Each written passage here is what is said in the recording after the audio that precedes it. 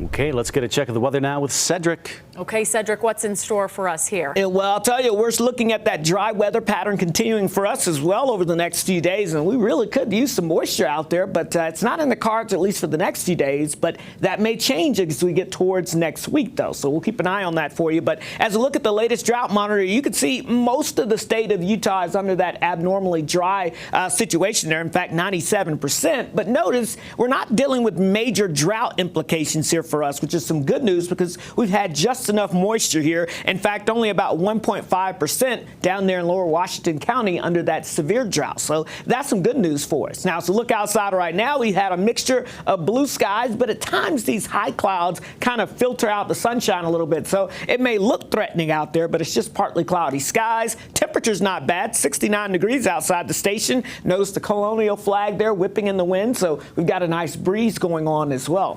59 for our friends in Evanston this afternoon. We've got 71 in Green River, 68 in Ely, 79 in St. George right now, 70 degrees in Delta. Good afternoon in Provo. You're at 70 degrees. We've got 66 degrees currently in Moab. So as we look at the weather map right now, high pressure, the big blue H, that's our weather friend, creating sinking air, not really giving us a lot of moisture out there. We've got a couple of high clouds on the north side of this high pressure moving from west to east with this west to east flow. So areas from I-80 and points north seeing a few of these high clouds.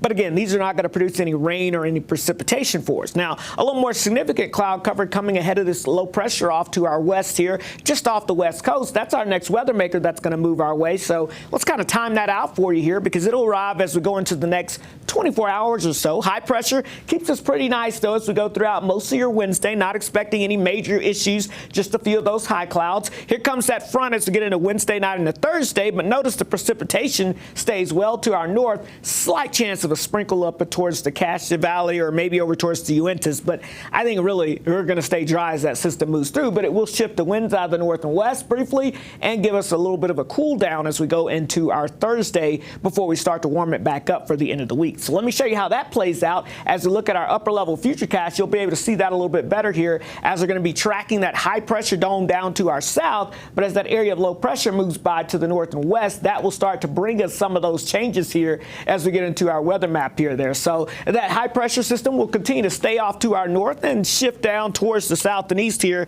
as we go into the coming days here. So you'll be able to see that high pressure staying off to our south and west here, and that trend will continue here with some slightly cooler air as we get into your Wednesday night and Thursday as that storm system moves by. But otherwise, notice once it's out of here, we're looking at that warmer air rebuilding back across the area as we go into your Friday and into the weekend, and we stay pretty warm as we get into the weekend as well before our next storm system develops. That shifts in here Sunday into Monday, bringing us some big changes. That low pressure trough looks to bring us much colder and stormy weather pattern here as we get towards the beginning of next week as we move towards your Halloween season. So get ready for some below average temperatures to get ready to settle into the area as we go into your Halloween week as it cools on down, along with some wetter than average precipitation chances as we get towards Halloween. So too early to tell you exactly what the trick-or-treat forecast will look like, but as you can see in St. George will be in the 80s with lots of sunshine. That storm system approaches by then, and then notice along the Wasatch Front, we're looking at again lots of sunshine. We go for the 70s to the 60s, back to the 70s this weekend, and then there you see the big change heading into next week. Our next big storm system bringing rain and snow and colder temperatures. Oh boy, get excited for that. Huh?